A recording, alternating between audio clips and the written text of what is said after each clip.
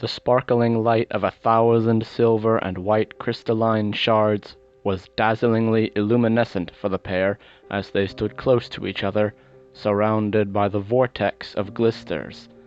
The swirl of light shaped itself into an upward spiral, traveling up high into the sky. Faster and faster the twister spun, until it was no longer possible to see anything but millions of miniature comets orbiting ever higher to some celestial plane. Though fear filled his own heart, the first figure did his best to appear calm in the midst of the shining tornado. The second one hung close to his side, clinging tightly onto her partner's long, flowing cloak, visibly shaking from fear. Steeling his nerves, the first figure placed his hand on the top of his partner's head reassuringly. Suddenly the ground that moments ago had been their anchor seemed to drop away and leave them floating in the midst of the thousands of flailing lights. The girl let out a silent scream as the vortex began to fluctuate violently around them. The whisper-quiet air became colder as a metallic howling grew in their ears from an inaudible whisper to a blaring shriek. The air caught in the man's breath. It was cool and light, and moving around him as the force of the crystalline swirling reached its peak. They could feel the floor again. It was a hard, smooth surface, unlike the softer and lifeless earth they had, moments ago, been standing upon.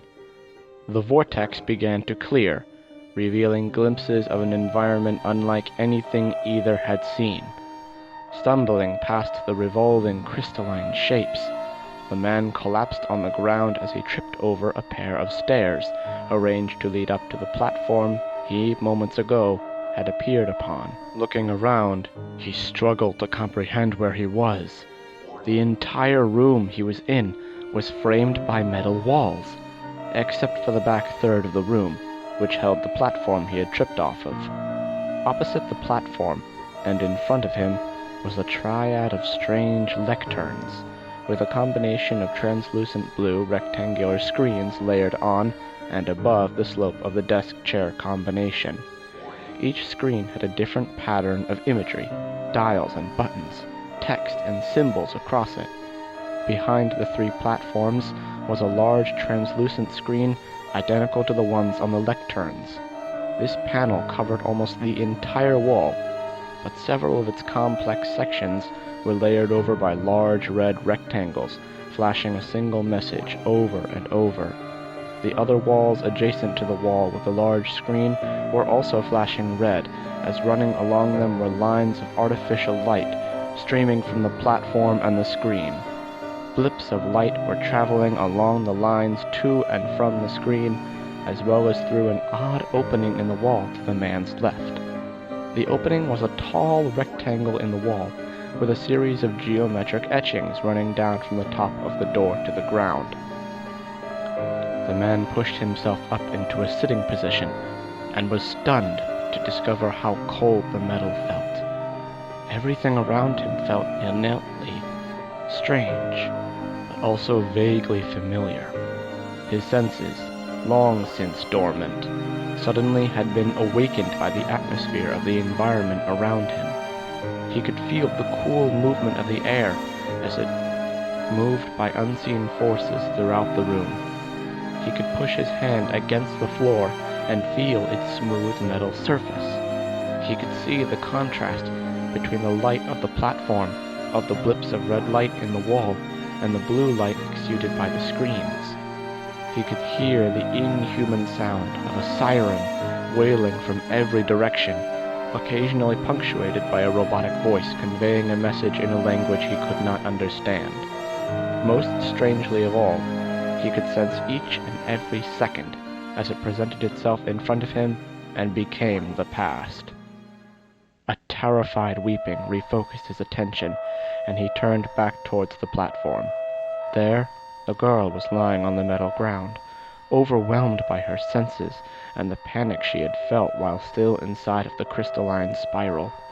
Stumbling over to her, the man managed to pull her upright until they were leaning against each other. Slowly, he guided her down the steps and to the center of the room, where they clung to each other, trying to sort through the onslaught of sensations and emotions raging in their hearts. Eventually, the pair slowly steered themselves towards the etched rectangle in the wall. Approaching it, they stopped in surprise when, at the etchings, the rectangle sprang apart and receded into the wall, leaving an open doorway in front of them. With each step, their balance became more coordinated, their pace more sure. By the time they reached the end of the hallway they had entered, both were steadily walking on their own. Still, the fear they felt was still very tangible, and neither wanted to keep very far from their partner's side. The hallway they were in ran perpendicular to the doorway they had walked out of, but only in one direction. The walls here also had the lights of light running along near the top. These lines, just like in the platform room, were also flashing red in conjunction with the desperate siren. Everything was made of the same metal, except for the screens that dotted the walls, which were all translucent, blue, and carrying the same red message the large screen in the platform had. Neither could understand the symbols and labels on the screen. Both recognized that the messages, the flashing strips of light along the walls, and the howling siren were all connected in conveying a terrific emergency. Feeling sick at heart, the pair pushed aside their fear and kept walking down the hallway, where another etched doorway lay in wait. The pair's eyes widened at the sight of the other side of the doorway. Stepping through, they found themselves on a walkway positioned on the outside of a massive spherical room. Transparent panels placed along the entire sphere made it easy to look into the huge enclosure and the surrounding halls and rooms. Only the middle layer was opaque. Its panels were made of the same metal as everything else and had the red blips of light running across them. On the far side of the sphere, and located at the end of the walkway leading to the center of the sphere, was another etched door. The entire bottom half of the sphere was filled with more lectern workspaces covered in screens. The center half of the sphere had a circular platform, clearly meant to be occupied by a leader surveying his employees. Hundreds more blue screens were floating in the top half of the sphere, some close to the wall and others near the center, surrounded by empty space. In this room, the siren sounded even more eerie and foreboding as it reflected off of the passageway walls. However, no siren sounded inside of the sphere. A massive hole, torn out of the lower half opposite to the pair, silenced any warning meant for beings inside of the chamber. Signs of devastation were everywhere. Lecterns in the sphere were destroyed. The walkway was bent badly about halfway across, and multiple burn marks in sections of the wall had been torn free by some malicious explosion or entity intent on wrecking the place. The screens, still floating in the chamber, occasionally flickered, as if they slowly were losing their ability to function. Worst for the man, though, as he placed his hand against the transparent panel in awestruck terror, was the dust that almost imperceptibly persisted despite the massive hole in the side of the sphere. Outside of the sphere, the pair could see a seemingly infinite collection of deep, wondrous colors far in the distance, muted by the darkness of space. Shades of every possible hue shone in graceful and complex shapes made of wisps, spirals, and stars.